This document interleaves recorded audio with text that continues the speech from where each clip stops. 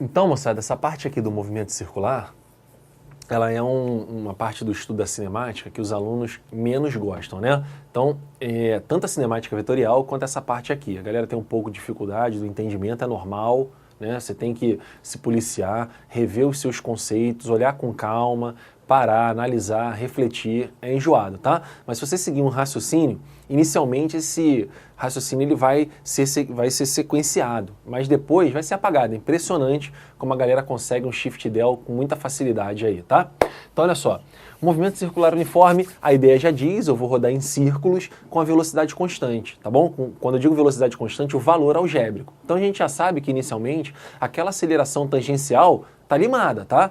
Mas se é um movimento circular, eu tenho que ter a minha aceleração apontando para o centro o tempo inteiro, a minha aceleração centrípeta, tá? Daqui a pouco a gente fala até da equação, da formulinha dela mais à frente nos exercícios, tá bom? Não precisa ficar estressado, não. Bem, mas quero bem o entendimento mesmo, tá?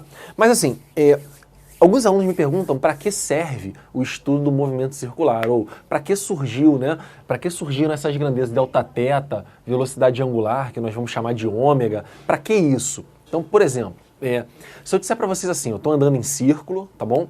E já andei 720 metros. Quantas voltas eu dei nesse círculo? Vou repetir.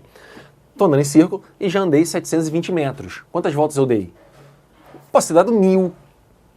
Se for uma circunferência pequenininha. Posso ter dado nenhuma, se for uma circunferência enorme. Depende. De quem? Do raio. Se eu te der o valor do raio, você tem como fazer essa conta para mim, porque você faria assim, quer ver? Ó? Bem, uma volta, olha lá, você faria, uma volta tem 2πr, né? Então você calcularia o tamanho de uma volta, e aí a partir desse tamanho você faria uma regra de 3, 720 metros, professor? X voltas, e calcularia quantas voltas você deu, mas eu tenho que te dar o valor do raio, beleza? Agora, e se eu disser assim, eu já andei 720 graus nessa circunferência, quantas voltas eu dei? Amigo, uma volta tem 360 graus, independente do tamanho da circunferência, cara. Então, eu independo do raio no momento em que eu falo em graus, no momento em que eu falo das grandezas angulares. Então, ó, se uma volta tem 360 graus, 720 graus tem 2 voltas, seja qual for o tamanho da circunferência, seja qual for o raio que eu estiver trabalhando. Então, a primeira colocação que eu faço a você é, como é que eu vou diferenciar as grandezas de comprimento para as grandezas angulares? Muitas vezes, eu estou fazendo questões de circunferências em que o dono da questão, o cara que fez a questão, não me deu o valor do raio. Se ele não me deu o valor do raio, não tem como eu calcular o tamanho dessa circunferência. Então eu vou abrir mão das grandezas de comprimento, metros, quilômetros, e vou trabalhar com as grandezas de ângulo, com graus, que fica mais fácil para eu responder a questão. Bem, se eu te disser assim, você andou, continuando a ideia, né? 720 metros em 10 segundos. Se eu já te disse que o movimento é uniforme, qual seria a velocidade que você teria nessa volta? 720 metros em 10 segundos, você está andando 72 metros a cada segundo, né? Você já aprendeu que a velocidade, você pega o deslocamento, ΔS, e divide pelo tempo, não é isso? Então você pegaria o 720 e dividiria por 10. Agora, no outro exemplo, eu andei 720 graus. E se eu te disser que isso aconteceu em 10 segundos também? Você tem uma taxa relacionada aí, só que agora com graus, não é isso? Não mais em metros. Então você teria que a minha velocidade angular, que vai receber a letra ômega, tá? Então essa letrinha ômega, ela que parece um W, né? Ela caracteriza a velocidade sob a forma de ângulo. Você vai pegar quanto em ângulo? 720 graus e vai dividir pelo tempo, 10 segundos. Então a sua velocidade respondendo em ângulo, ou seja, a sua velocidade angular, ela vai ser de 72 graus por segundo. Legal? Então a cada segundo você girou 72 graus na sua circunferência, tá bom? Então uma resposta dada em ângulo.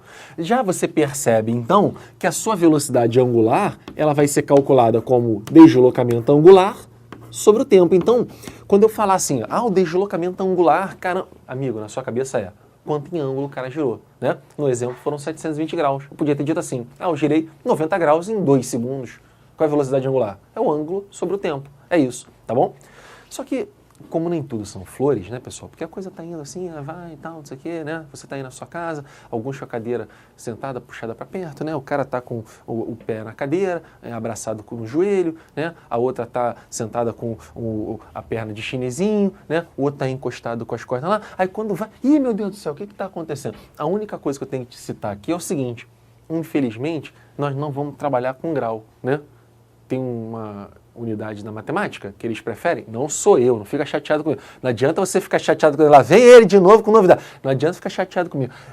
Aqui tem uma unidade na matemática que não é o grau, o radiano que mede ângulo para os caras lá. Então eu vou ter que usar, não vai ter jeito, tá? Então quando a gente falar deslocamento angular, ou seja, qual foi o ângulo que o cara andou? O cara andou tantos, não graus, o cara andou tantos radianos. Legal? Beleza? Bem, e isso vai fazer com que no lugar de grau sejam radianos por segundo.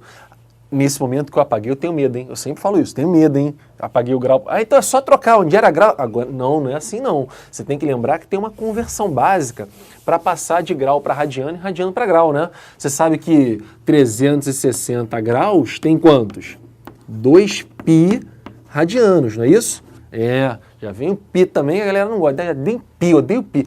Então, 360 graus, 2π radianos. Aí você converte para o que você quiser. Eu quero 10 graus, professor. Tudo bem, 10 graus tem quanto? X. Eu quero 15 graus. Tudo bem, bota aqui, meu filho, tá bom? E você acha o valor em radianos para jogar ali, tá bom? Então, a velocidade angular vai ser medida em unidade, radianos por segundo. Beleza? Então, voltando, qual é a diferença da grandeza angular para a grandeza de comprimento? Tá? Grandezas de comprimento chamaremos de lineares. É que para achar as grandezas de comprimento, eu preciso do raio. E para achar as angulares, eu não preciso do raio, tá bom? Bem, então continuando. Se o movimento vai ser uniforme, olha só, eu vou dar voltas iguais em tempos iguais, não é isso? Então pensa comigo assim, se eu vou dar voltas iguais em tempos iguais, as minhas voltas, se repetirem em tempos iguais, vai tornar o meu movimento chamado periódico, um movimento que se repete em intervalos de tempos iguais. Quer ver? Me dá um exemplo, ou vamos dar exemplo, me dá um exemplo, não adianta você me dar o exemplo, eu não vou ouvir, né? Então, vamos dar exemplos de coisas na vida que são periódicas, ou seja, coisas que se repetem em intervalos de tempos iguais, né?